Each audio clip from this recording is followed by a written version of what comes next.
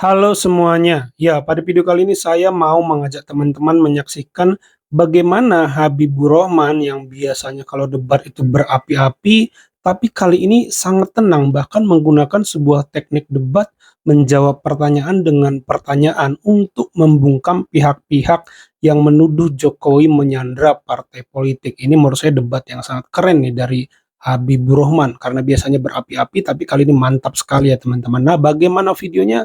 Coba kita simak dulu bareng-bareng. Seorang Joko Widodo adalah kader PDI Perjuangan sebelumnya.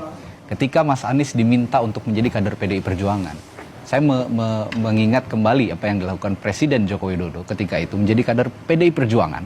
Ketika sudah berseberangan dengan haluan partainya, ya tidak ragu untuk menentang partainya. Kenapa hal itu tidak bisa dilakukan juga oleh Mas Anies? Kalau memang sistem berpolitik kita ini kan masih kuat di partai politik begitu.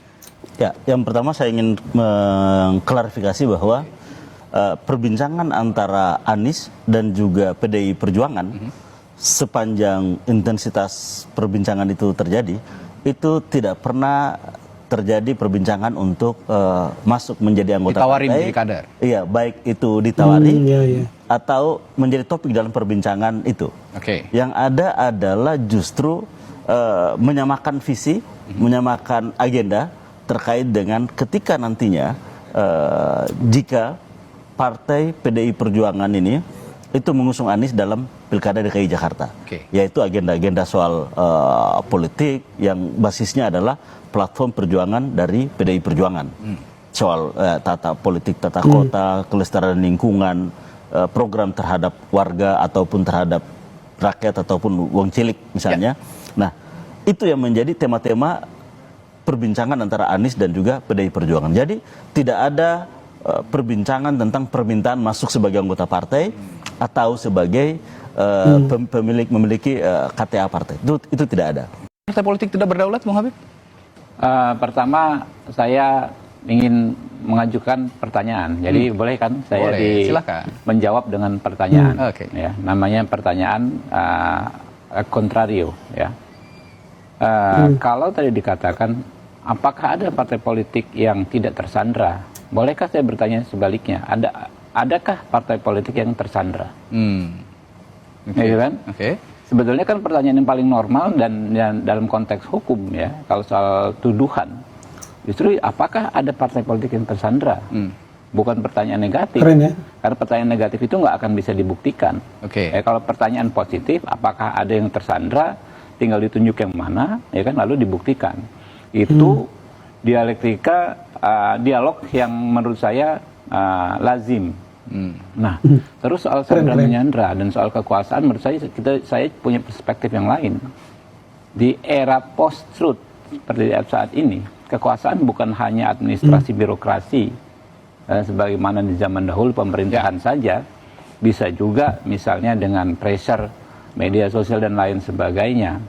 Bisa nggak misalnya, ya kan ya, seseorang, ya kan, mengatakan menyandra partai politik dengan tuduhan sandra tersebut, menyandra partai politik dengan tuduhan sandra. Partai politik kalau tidak mencalonkan saya, misalnya Habibur Rahman, berarti tersandra. Saya memaksa partai politik, kamu kalau tidak ingin dikatakan tersandra kekuasaan, kamu calonkan Habibur Rahman dong.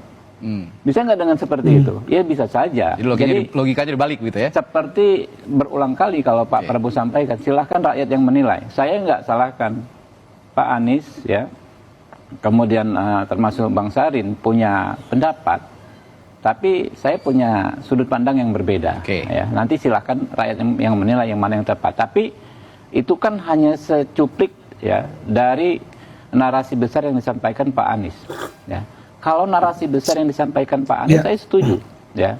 Terlepas soal siapa tersandra, siapa menyandra siapa, oke, kita bisa berbeda pendapat dengan Pak Sarin. Tapi narasi besar yang saya tadi katakan, dan barusan disampaikan oleh Pak Sarin, bahwa ke depan ya kita ingin partai sistem politik yang sehat. Adi Prayitno, benar partai politik tersandra kekuasaan seperti yang dikatakan Anies Baswedan?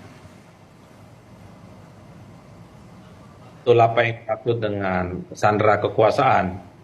Kalau partai-partai itu tidak jadi usung Anies misalnya hanya karena ingin bergabung dengan koalisi Prabowo Gibran di 5 tahun yang akan datang, apakah itu juga masuk dalam definisi sandera kekuasaan?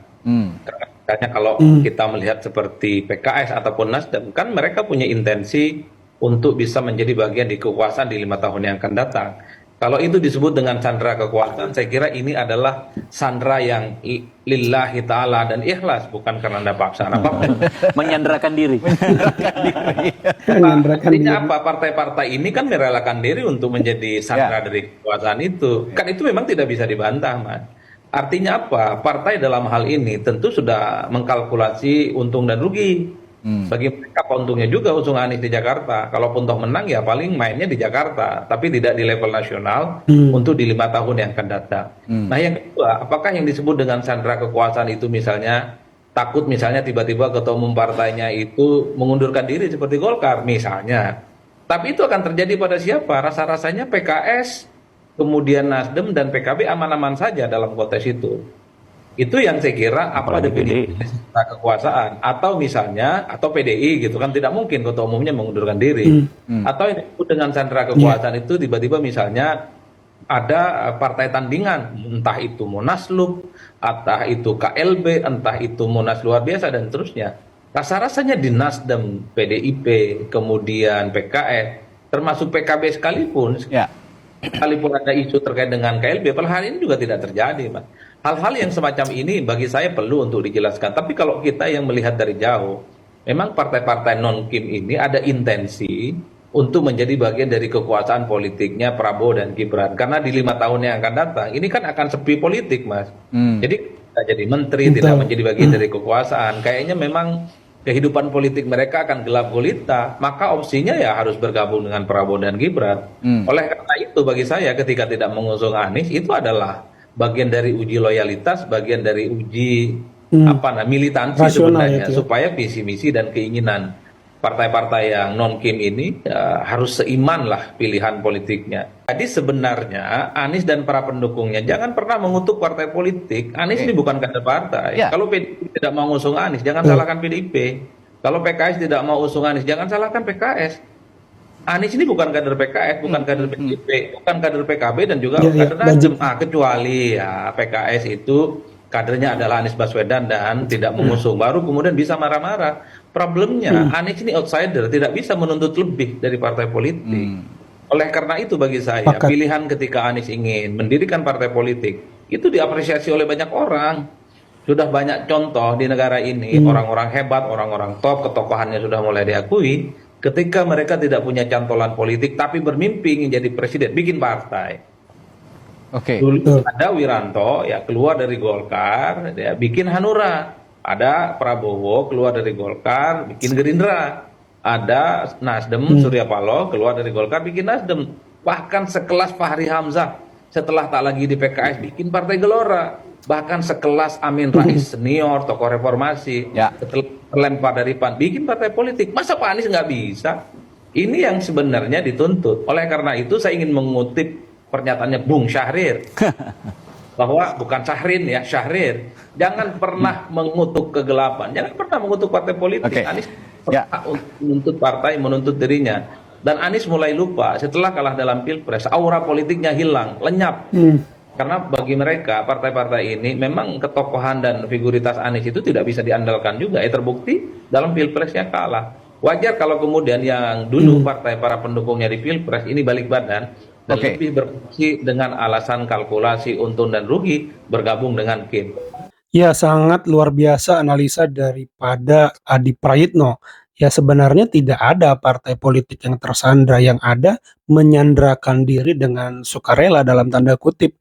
Ya, agar bisa menjadi bagian dalam pemerintahan Prabowo Subianto 5 tahun ke depan. Nah, apalagi saya pernah dengar juga analisa bahwa kalau PKS itu tidak sulit untuk bergabung dengan Prabowo karena 2 kali kan mendampingi Prabowo melawan Jokowi. Jadi tidak sulit lah bagi Prabowo untuk menerima PKS teman lamanya gitu ya teman-teman. Demikian juga dengan Nasdem, relasinya dengan Surya Paloh, Prabowo Surya Paloh itu sangat dekat. Jadi tidak sulit juga bagi Nasdem bergabung ke Prabowo dan Prabowo menerima Nasdem. Demikian juga dengan jawaban dari Bung Habibur Rahman yang sangat baik. Kalau memang ada partai politik yang tersandra, partai mana yang tersandra? Saya pikir jawabannya ada dalam analisa Bung Adi Praitno, yang ada bukan tersandra tapi menyerahkan diri dengan sukarela untuk tersandra dalam tanda kutip, ya bergabung lah gitu teman-teman kepada pemerintahan Prabowo Subianto dan Gibran, ya karena ya 5 tahun ke depan itu lebih potensi secara kalkulasi menjadi bagian dalam pemerintahan gitu ya teman-teman, dibanding hanya bertarung di Pilkada DKI Jakarta, karena setelah itu ya sudah sepi kan politik, kita fokus pada pemerintahan Prabowo Gibran. Jadi secara hitung-hitungan lebih panjang manfaatnya atau benefitnya mungkin jika bergabung dalam pemerintahan Prabowo Gibran, dan itu sah-sah saja karena Anies bukan kader partai politik manapun, jadi tidak bisa disalahkan sesuai analisa dari Bung Adi Praitno. Ya itu aja teman-teman video kali ini, terima kasih buat teman-teman yang sudah menyimak sampai selesai. Sampai jumpa di video saya selanjutnya.